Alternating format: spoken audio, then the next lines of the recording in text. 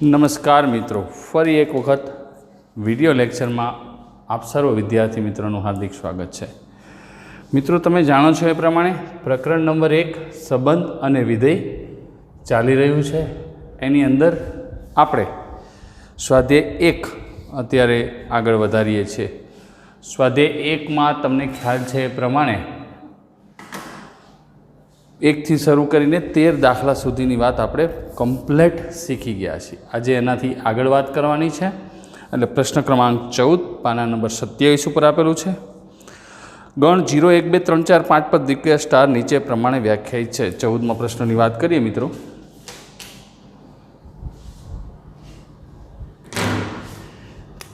ચૌદમો પ્રશ્ન, ગણ, અહીંયા આપણે ગણને નામ આપી દઈશું કે એ બરાબર લઈએ। ગણ એ બરાબર 0 1 2 3 4 5 આપેલ છે, બરાબર છે। એના ઉપર એક દ્વિક્રિયા આપણને વ્યાખ્યાયિત કરીને આપી છે મિત્રો, અને એ દ્વિક્રિયા છે શું એને જરાક આપણે જોઈ લઈએ। 14મો પ્રશ્ન, ગણ એ બરાબર 0 1 2 3 4 5 6 આ રીતે આપણને વ્યાખ્યાયિત આપેલ છે। હવે સ્ટાર વ્યાખ્યાયિત કેવી રીતે છે જરાક એને આપણે સમજી લઈએ। અને સ્ટાર નીચે પ્રમાણે વ્યાખ્યાયિત છે। એ સ્ટાર બી બરાબર a plus B, A B less than 6, A plus B minus 6, A B greater than or equals to 6। સાબિત કરો કે આ ક્રિયા માટે શૂન્ય એ તટસ્થ ઘટક છે અને આ ગણના પ્રત્યેક શૂન્યતર ઘટક વ્યસ્ત સંપન્ન છે। અહીં 6 માઇનસ એ એનો વ્યસ્ત ઘટક છે, આવું આપણે બતાવવાનું છે। તો સ્ટાર નીચે પ્રમાણે વ્યાખ્યાયિત છે।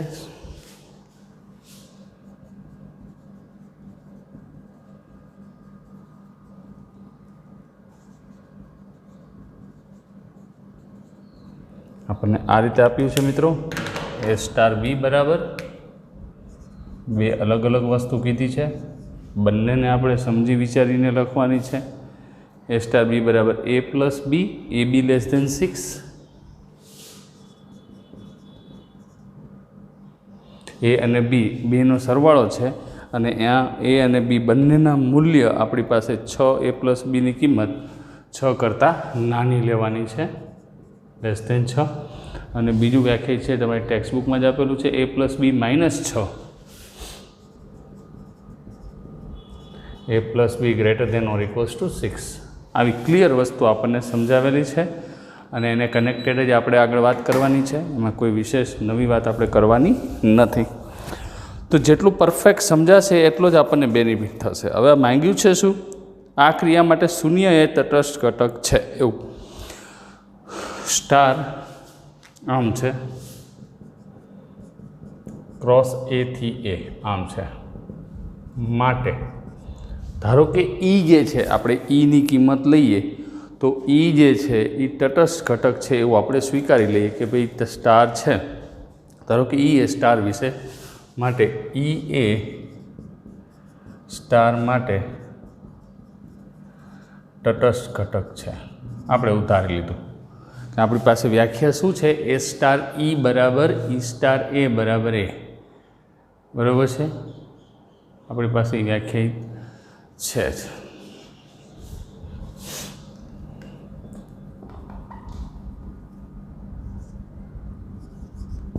ઈ એ સ્ટાર માટે તટસ્થ ઘટક છે।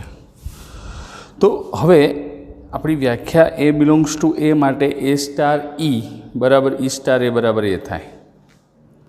માટે every A belongs to A માટે એ સ્ટાર ઈ બરાબર ઈ સ્ટાર એ બરાબર એ થાય। હવે એ સ્ટાર ઈ બરાબર એ પરથી પહેલાં એક વ્યાખ્યા લઈ જેને કનેક્ટેડ આપણે ઈની કિંમત મેળવી લઈ તો શું છે? બે વસ્તુ સંભવ બને। કઈ કઈ?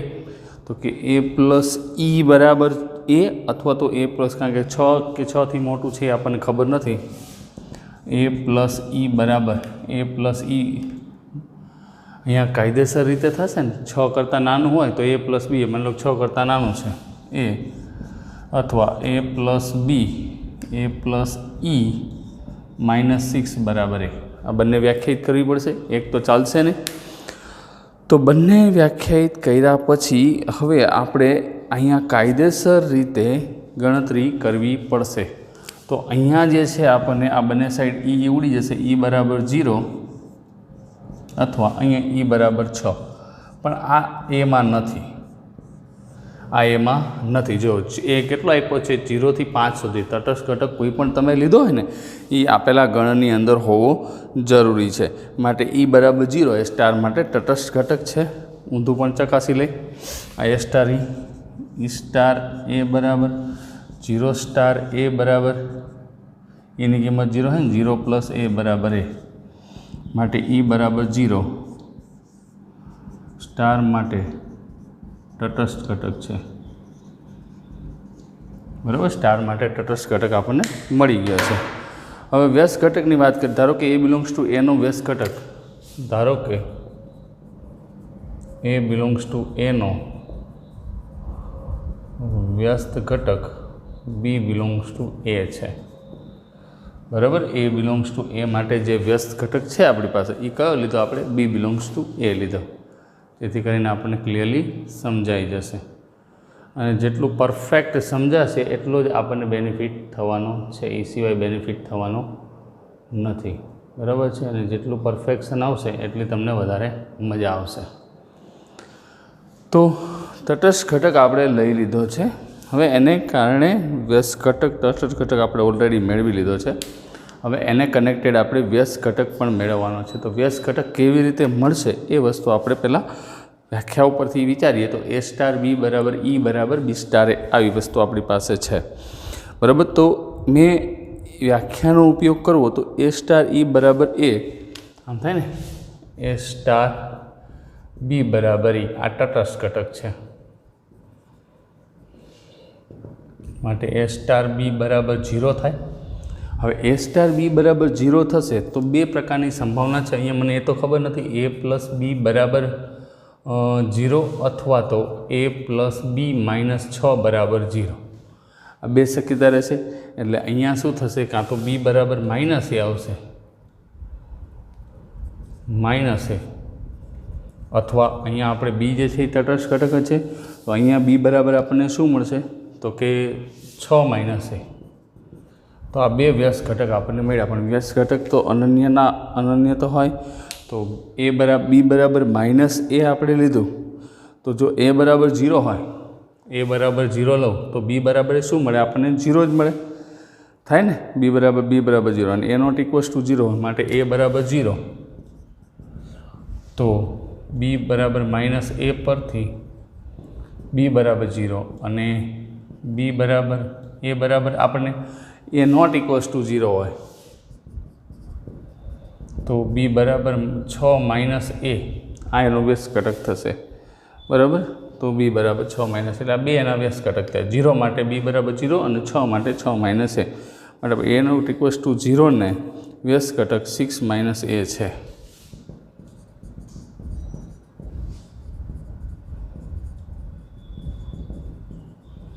તો કાયદેસર રીતે આવી રીતે એનું સોલ્યુશન આપણે આપી શકીએ અને સમજી શકીએ જેથી કરીને કંઈ પ્રોબ્લેમ ના થાય. રેડી? તો એના પછી ક્વેશ્ચન નંબર 15માં પ્રશ્નની વાત કરીએ. મિત્રો 18 સુધીના પ્રશ્નો છે. 15મો પ્રશ્ન આપણે ટેક્સ્ટબુકમાં જોશું.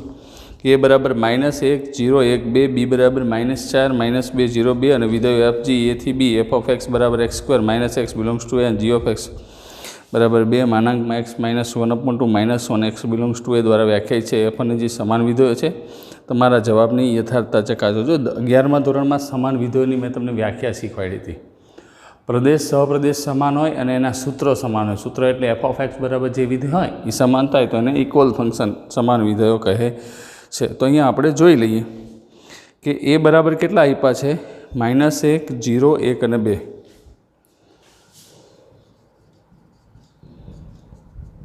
-1 0 1 અને 2 આ એની કિંમત આપી છે. પછી બી બરાબર -4 -2 0 2 -4 -2 0 અને 2 આ બેની કિંમત આપી છે. અને એફ એ થી બી એફ ઓફ એક્સ બરાબર શું છે? x² - x તથા એફ એ થી બી એફ ઓફ એક્સ બરાબર x² - x every x belongs to A માટે, અને x બિલોંગ્સ ટુ અને જી એથી બી શું છે માનાંક વિધેય છે, તથા જી એથી બી જી ઓફ એક્સ બરાબર 2 માનાંકમાં x - 1/2 -1 આવું છે જો x બિલોંગ્સ ટુ એ, આના દ્વારા વ્યાખ્યાયિત છે બરાબર. તો હવે આપણે જે સમજવાનું છે, જે ગણવાનું છે એ પહેલાં વિચારી લઈએ. એફ અને જી સમાન વિધેયો છે તો પહેલાં તો બેના પ્રદેશ ચેક કરવા પડશે. તો ડોમેન ઓફ એફ અને ડોમેન ઓફ જી સ્પષ્ટ છે કે domain of F equal to domain of G. જો બેના પ્રદેશ મેં તમને કીધું હતું ને, પ્રદેશ સહપ્રદેશ સમાન જોઈ અને સૂત્ર પણ સરખા હોય તો જ આ બધી વસ્તુ કરી શકાય, નહીં તો કરી શકાતી નથી. તો અહીંયા કાયદેસર ડોમેન ઓફ એફ અને ડોમેન ઓફ જી બંને કેવા છે? સમાન છે, ઇક્વલ છે, એટલે કોઈ ચિંતાનું કારણ નથી. પછી એફ ઓફ -1 લો, એફ ઓફ -1. હવે અહીંયા વિધેય લગાડો, એફ લીધું એટલે એફને વિધેય લગાડવું પડશે. તો -1² -1 બરાબર 1 -1 બરાબર શું મળશે? 0 મળે છે બરાબર છે. એફ ઓફ -1 સોરી અહીંયા એકની જગ્યાએ આપણે -1 લેવાનું છે. તો અહીંયા -1 છે, એક્સ આપણે એફ ઓફ એક્સ લેવાનું છે, -1 આમ થશે ને તો 1 + 1 એટલે કેટલા થશે? 2 થશે, કારણ કે આ વિધેય નથી લગાડવાનું, -1 આ નથી, આ છે, ધ્યાન રાખવાનું. એફને વિધેય લગાડીએ છીએ આપણે.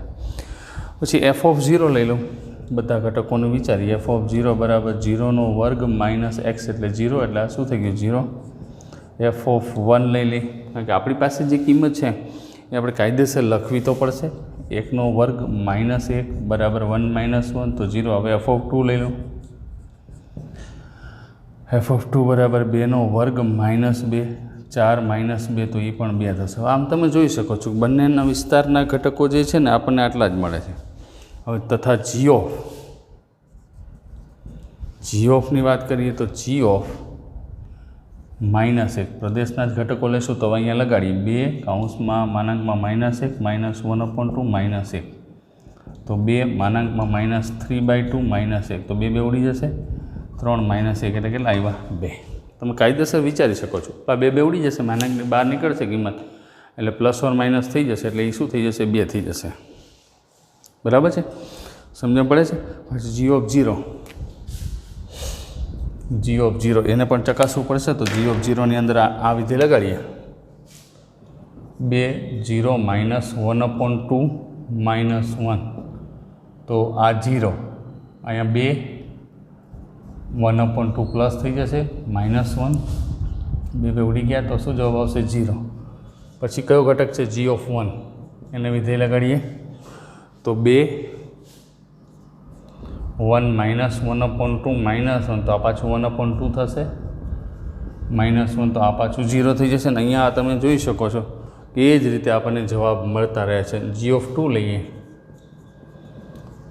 2 - 1/2 -1 તો અહીંયા 2 3/2 -1 તો આ કેટલા થશે? 2 થશે. તો હવે અહીંયા તમને ક્લિયર સમજાઈ જાય મિત્રો કે કાયદેસર રીતે આપણે જે કિંમતો ગોતવાની હતી એ આપણને સ્પષ્ટ સ્વરૂપે દેખાઈ આવી છે, અને એના જવાબો પણ આપણે પરફેક્ટલી સેટ કરેલા છે. બરાબર, એમાં કોઈ ચિંતાનું કારણ નથી આવતું. હવે આપણે BF અને G સમાન વિધેયો બતાવવાના છે. તો એક વસ્તુ તો ફાઇનલ છે, પ્રદેશ સહપ્રદેશ સમાન છે, અને બીજા નંબરની અંદર એફ ઓફ એક્સ બરાબર બધે, અને આની રેન્જ શું આવી? જો 2 0 એટલે કે 0 2 અહીંયા રેન્જ એ જાય માટે એફ ઓફ એક્સ બરાબર G of X every X belongs to A માટે પ્રદેશના દરેકે દરેક ઘટક માટે એફ ઓફ એક્સ અને જી ઓફ એક્સ સમાન છે, માટે એફ અને જી સમાન વિધેયો છે, માટે એફ બરાબર જી આવું આપણે લખી શકીએ. બરાબર. પ્રશ્ન ક્રમાંક 16ની વાત કરીએ. ક્વેશ્ચન ક્રમાંક 16.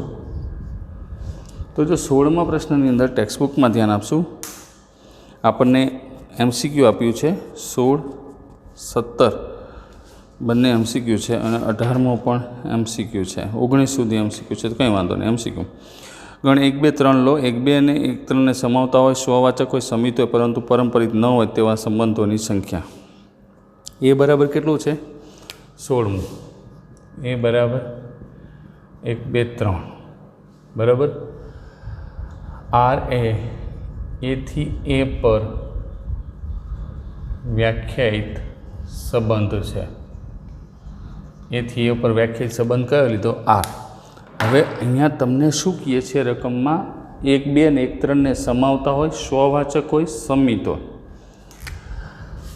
आर 1 2 बिलोंग्स टू आर અને 1 3 बिलोंग्स टू आर है। 1 2 અને 1 3 ने समावता होय, स्ववाचक होय, समित होय, परंतु परंपरित न होय तेवा संबंधोनी संख्या। तो 1 2 बिलोंग्स टू आर અને 1 3 बिलोंग्स टू आर एवुं आपणे लई लीधुं। तो हवे आनो मतलब शुं थयो? स्ववाचक होय, समित होय, परंतु परंपरा आर स्ववाचक है। तो पहला शुं करवानुं आ दाखलामां कि जे मांग्युं छे स्ववाचक एटले आपणे बधाने खबर छे स्ववाचक एटले एनी क्रमयुक्त जोड़ 1 1 belongs to R, 2 2 belongs to R અને 3 3 बिलोंग्स टू आर। आ तो फरजियात जोई तो ज स्ववाचक थाय, एक पण घटक बाकी न रहे। रकममां ज कीधुं छे। પછી स्ववाचक समित होय, आर समित है। આપણે નવી જોડ નથી લખવાની, એને જે આપી છે એ સમિત છે એટલે 1 2 बिलोंग्स टू आर तो इम्प्लाय શું થશે 2 1 बिलोंग्स टू आर, પછી 1 3 बिलोंग्स टू आर इम्प्लाय શું થશે 3 1 बिलोंग्स टू आर थाय। तो जो आर नी अंदर जोड़ केटली વધારાની આવી तो कि जो आ एक हती, आ बीजी हती, बे आपी थी। एक आ जेटला खरा निशानी करी एटली आर नी अंदर जोड़ आपने मळशे, बराबर। जेटली खरानी निशानी करी एटली आर नी अंदर जोड़ मळशे।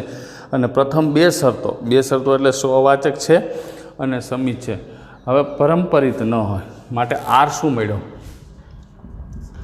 माटे आर आपने आवो मळ्यो 1 1 2 2 3 3 मळे छे ने 1 1 2 2 3 3 पछी 1 2 2 1 पछी 1 3 અને 3 1 આટલું મળી ગયું આપણને, બરાબર છે। હવે આ સંબંધ પરંપરિત છે કે નહીં? એવા સંબંધોની સંખ્યા કેટલી? 1 છે, 2 છે, 3 છે। હવે હું જોઈ લઉં આ સંબંધ જો પરંપરિત ન થતો હોય, જો આ સ્વવાચક છે, સમિત છે, આ સંબંધ જો પરંપરિત ન થતો હોય તો આપણું કામ અહીંયા પૂર્ણ થઈ જાય। તો અહીંયા સ્પષ્ટ છે કે શું છે तो कि 2 1 belongs to R, A B belongs to R, 1 3 belongs to R implies 2 3 है। आमा जो 2 3 नहीं देखाय छे, 2 3 है नहीं, माटे आर परंपरित संबंध नहीं। तो आ एक ज मेळ्युं। हवे आनी युनिकनेस एटले के अनन्यता पुरવાર करवी आवे, बीजो कोई जोड़ मळे तो आमां एक रोस एमां कुल केटला घटको आवशे? 9 घटको आवशे, बराबर है। तो आर नी अंदर सार्वत्रिक संबंध लઉં तो एमां 9 क्रमयुक्त जोड़ आवे। हवे तमे एवुं विचारी शको फाइनली कि आमां કેટલી છે 1 2 3 4 5 6 અને 7 છે। मानी लो 2 3 अंदर नाखी दो तो 2 3 नाखो अंदर कि बाकी 2 ज रहे ने, कई 2 3 અને 3 2 ज जोड़ बाकी रहे। ई सिवायनी तो जोड़ बनशे नहीं, कारण कि ई सिवायनी जोड़ लखो तो ए संबंध नहीं थाय। समझाय छे शुं कहेवा मांगु छुं? એટલે આની આ સંબંધ એક જ છે, આવો બીજો કોઈ ન મળે કે આર ઉપર આપણને ખબર છે કે 2 ની 9 ગત 512 સંબંધો મળવાના। એમાં એક જ સંબંધ એવો છે કે જે 1 2 અને 1 3 ને સમાવે છે। આ એક જ સંબંધ એવો છે કે જે 1 2 અને 1 3 ને સમાવે છે, स्ववाचक છે, સમિત છે અને પરંપરિત નથી। એટલે તમારે શું વિચારવાનું કે અહીંયા 1 2 1 3 મેં આપ્યા છે, स्ववाचक છે એટલે 3 જોડ લખી નાખી, સમિતના કારણે 2 આવી ગઈ। હવે અહીંયા ટોટલ 7 છે, ટોટલ જોડ કેટલી આવે તો કે 9 જોડ આવે। ત્યારે આખે આખો એક રોસ એ બની જાય, આખે આખો એક રોસ એ બની જાય 9 જોડ આવે એટલે, બરાબર છે। તો હવે આમાં હવે હું કાઢી તો એકેય નથી। માની લો 3 3 કાઢી નાખી તો શું થાય? स्ववाचक નહીં થાય। માની લો કે 1 2 કાઢી નાખી તો આપેલી શરતનું ખંડન થશે, કારણ કે આપણને એવું કીધું છે ને 1 2 અંદર હોવી જોઈએ। એટલે ખાસ આ બધી શરતોનું પાલન કરે છે એ પ્રમાણે આ કમ્પ્લીટ છે। એટલે આમાં હું એક જોડ કાઢી નથી શકતો, તો હું શું કરું? ઉમેરવું। 2 જોડ આપણી પાસે રિક્વાયર્ડ પડી અને માની લો 2 3 અંદર લઈ લો तो 2 3 જેવો લઈશ ને અંદર આની અંદર લખું, ધારો કે 2 3 આની અંદર તરત 3 2 લખવો પડશે। શું કામ? કે સમિત તો છે। 2 3 અને 3 2 અંદર લખાણું એટલે આખે આખો એક રોસે થઈ ગયો, અને એક રોસે થઈ ગયો તો એ તો સામ્ય સંબંધ છે, આપણે પરંપરિત નથી એવું કહેવાનું છે। માટે 1 2 અને 1 3 ને સમાવતા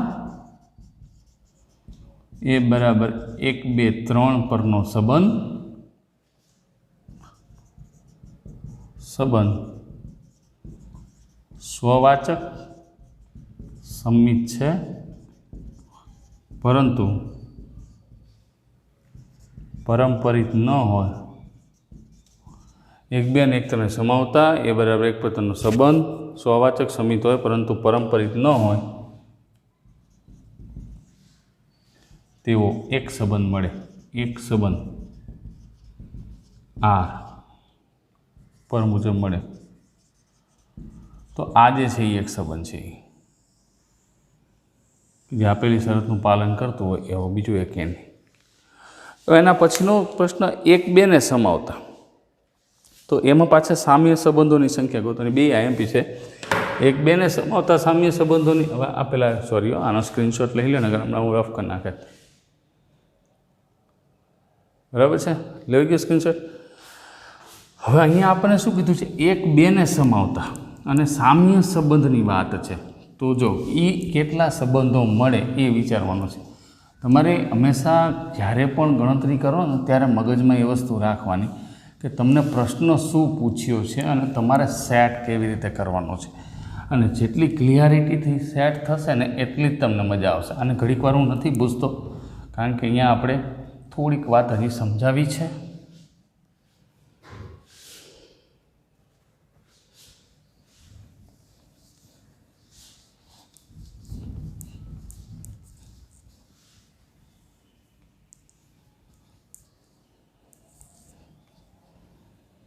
હજો હવે પ્રશ્ન કયો છે? એમસીક્યુ નંબર છે 16મો છે ને 17મો. 1 2 3 પરનો 17મો એ બરાબર 1 2 3 આવું આપણને આપ્યું છે. આર જે છે એ પર વ્યાખ્યાયિત સંબંધ છે. આર એ પરનો સંબંધ છે. ધારો કે આર એ પરનો કોને સમાવતો છે? 1 2 જોડે આપી છે ને, 1 2 ને સમાવતો સામ્ય સંબંધ છે. હવે તમારે મગજની અંદર એ વસ્તુ ગોઠવવાની છે કે 1 2 ને સમાવતો સામ્ય સંબંધ છે. તો સામ્ય સંબંધ છે એનો મતલબ એવો થયો કે એ સ્વવાચક હશે, સંમિત હશે ને પરંપરિત. 1 2 ની જગ્યાએ છોકરાઓ ગમે તે આપી હોય ને, કોઈ પણ એક જોડ આપી હોય તો એના માટે 1 3 આપી હોય કે 2 3 આપી હોય, ગમે તે આપી, એના માટે આ જ રીતે સિસ્ટમ આગળ વધારવાની છે. પ્રશ્ન સમજી લો.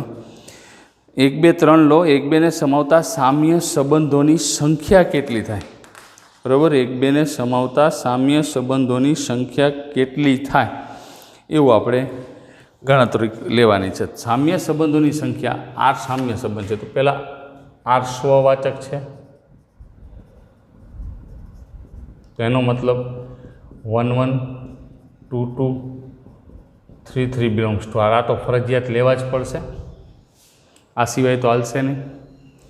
પછી આર સંમિત છે, સામ્ય છે એટલે થશે ને, તો 1 2 બિલોંગ્સ ટુ આર તો ઇમ્પ્લાઇઝ 2 1 બિલોંગ્સ ટુ આર, આટલું થશે. માટે આપણને આર જે છે આ બે શરતનું પાલન કરતો હોય એવો આર કયો મળ્યો? તમારી રિક્વાયરમેન્ટ શું કે 1 2 ને તો અંદર સમાવતો જ હોવો જોઈએ, એ સિવાય ન ચાલે. તો જો 1 1 2 2 3 3 1 2 અને 2 1 આટલી વસ્તુ થઈ. તો જો હવે આ સંબંધને મારે ચેક કરવાનો છે. આ સંબંધ રહ્યો ને સ્વવાચક છે, સંમિત છે, 1 2 ને સમાવે છે, પરંપરિત છે કે નહીં? તો જો 1 2 2 1 તો 1 1 છે, 2 1 1 1. ઉપરોક્ત સંબંધ આર માટે આર એ પરંપરિત પણ થાય છે, એ પરંપરિત પણ થાય છે. આને નંબર 1 આપી દો,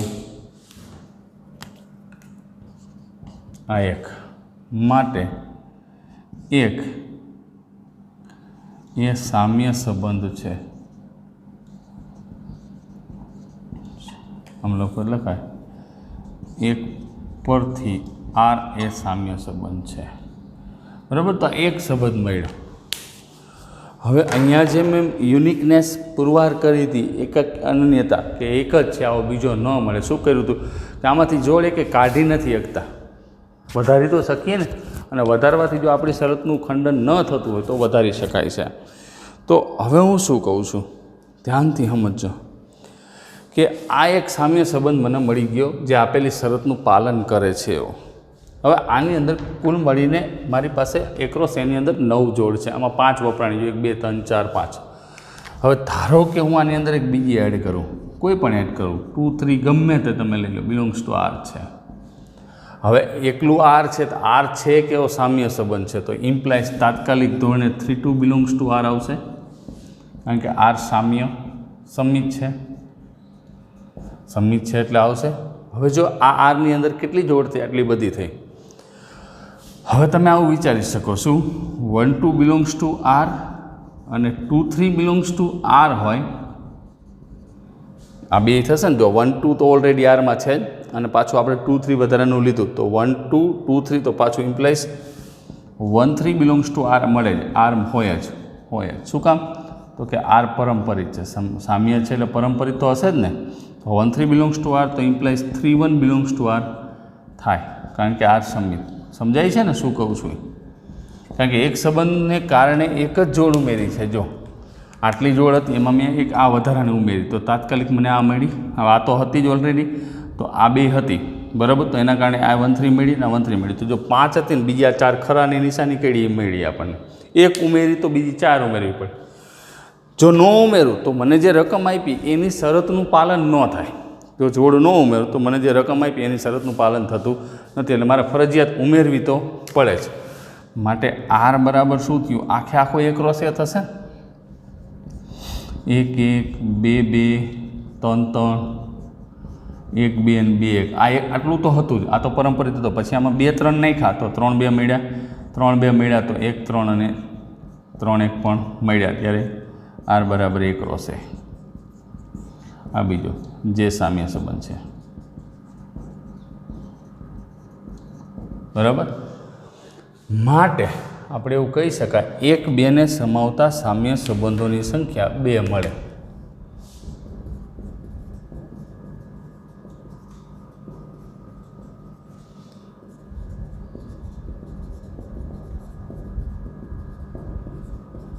બે જોડને સમાવતો 1 2 ની જગ્યાએ તમને કોઈ પણ જોડ આપી હોય, તમે આ રીતે સેટ કરી શકો છો, સમજી શકો છો અને આગળ વધી શકો છો. સમજાય છે? આ પરફેક્ટ સોલ્યુશન તમને આપ્યું છે, જેથી કરીને કોઈ તકલીફ તમને પડે નહીં, અને જેટલું સ્પષ્ટ સમજાય એટલો જ તમને બેનિફિટ થવાનો છે. હવે 18મો MCQ ટેક્સ્ટબુકમાં જોશું, પેજ ફેરવવું પડશે, પાના નંબર 28 આવ્યું છે. હવે 18મો MCQ છે શું કે એફ આરથી આર ચિહ્ન વિધેય છે અને જી આરથી આર મહત્તમ પૂર્ણાંક વિધેય છે, એક્સથી નાના પૂર્ણાંક. એફઓજી અને જીઓએફ એ 0 1માં વિવૃત અંતરાલ 0 થી સૌથી 1માં એકના એક જ સમાન છે. હા કે ના કે એવું આપણે લેવાનું છે. હવે એફઓજી અને જીઓએફ એક સમાન છે કે નહીં એવું આપણે ચકાસવાનું થયું. તો જો એફ આરથી આર ચિહ્ન વિધેય છે, નંબર 18મો, એફ આરથી આર ચિહ્ન વિધેય એટલે આવી રીતે વ્યાખ્યાયિત થશે: 1 0 -1, x greater than 0, x equals to 0, x less than 0. બરાબર છે. અને જી જે છે શું છે? આરથી ઝેડ છે, આરથી આર જ છે. આરથી આર જી ઓફ એક્સ બરાબર મહત્તમ પૂર્ણાંક ભાગમાં એક્સ. તમને માંગ્યું છે શું કે એફઓજી જી ઓફ વિવૃત અંતરાલ 0 થી સૌવૃત અંતરાલ 1માં સમાન વિધેય છે. તો બે રીતે કરી શકાય. તો જો સૌથી પહેલાં એક્સ બિલોંગ્સ ટુ 0 1 માટે એવરી એક્સ બિલોંગ્સ ટુ વિવૃત અંતરાલ 0 થી સૌવૃત અંતરાલ 1 માટેની વાત આપણે કરવાની છે, બીજી એકે કરવાની નથી. F o G X F G of X થાય. હવે જી ઓફ એક્સ શું છે? તો પહેલાં આને વિધેય લગાડવાનું છે એફ. તો એફ તો અલગ અલગ રીતે વ્યાખ્યાયિત છે, તો આને આવી રીતે લખી શકાય એફ.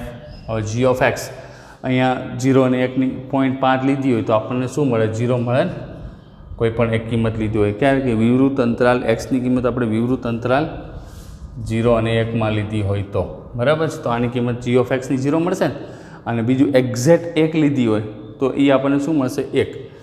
f(1) ક્યારે? તો કે x બરાબર 1 આગળ. એક્સની કિંમત તમારે આમ એટલામાં જ લેવાની. જો આ વિવૃત અંતરાલ 0 એટલે પોલું ટપકું કર્યું છે, બરાબર, અને ઘાટું ટપકું 1 આટલામાં લેવાનું. તો અહીંયા ગમે એ લઈશ 0.5 કે 0.3, તો 0.5 મહત્તમ પૂર્ણાંક ભાગ વિધેય લખો તો એ શું જવાબ આવશે? 0 જ આવશે. તો આટલું થશે. હવે f(0) તો 0 પાસે શું છે? તો કે એ તો 0 જ છે. એ તો કાયદેસર આપણને 0 જ વ્યાખ્યાયિત કરીને આપ્યું છે.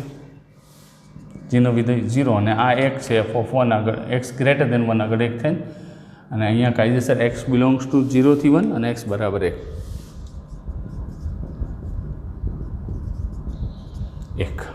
રેડી? આ પહેલું આપણને સમાન મળ્યું પરિણામ. હવે બીજું પરિણામ x બિલોંગ્સ ટુ 0 1 માટે એવરી x બિલોંગ્સ ટુ વિવૃત અંતરાલ 0 થી સવૃત અંતરાલ 1 માટે g of x. હવે એક વાત બાકી છે. xની કિંમત છે ને 0 થી મોટી છે, તો 0 થી મોટી કોઈ પણ કિંમત માટે f એક જ પ્રતિબિંબ આપે છે. કયું? 1. તો અહીંયા 1 જ આવશે,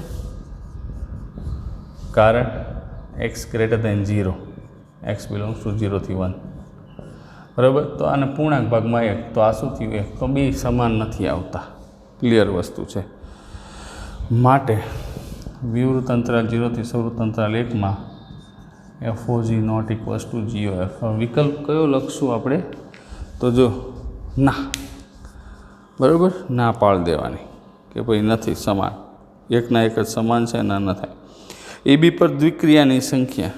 તો જો અહીંયા છે ને, હું તમને એક નોંધ લખાવું છું. ગણ એમાં કે સભ્યો તે પરની દ્વિક્રિયાની સંખ્યા. નોંધ: ગણ એમાં કે સભ્યો હોય, આ શોર્ટકટ છે, કામ આવશે. કે સભ્યો એ પરની દ્વિક્રિયાની કુલ સંખ્યા, દ્વિક્રિયાની કુલ સંખ્યા આપણી પાસે થશે kનો વર્ગ, kની વર્ગ, આવી રીતે kનો વર્ગ, બરાબર. એનો ફેનના ઘાતમાં એનો ફે ક્રોસ એ કરીને તમે કરી શકો છો. હવે અહીંયા કેટલા ઘટકો છે આપણી પાસે? 2 જ ઘટકો છે ને. કેટલા ઘટકો છે? AB પર કુલ દ્વિક્રિયાની સંખ્યા તો કેટલી થશે? 2 અને 2ની 4 ઘાત એટલે 16 ઘટક થશે. સમક્રમી કે નહીં? સમક્રમી દ્વિક્રિયાની સંખ્યા તો n+1/2 આમ થશે. k +1/2 આ સમક્રમી દ્વિક્રિયાની સંખ્યા દેખાડે, બરાબર. પણ એની ચર્ચા આપણે JEE કરવાની છે, અત્યારે નહીં. 19મો એક 2 છે, એક B, n of a બરાબર 2 માટે કુલ દ્વિક્રિયા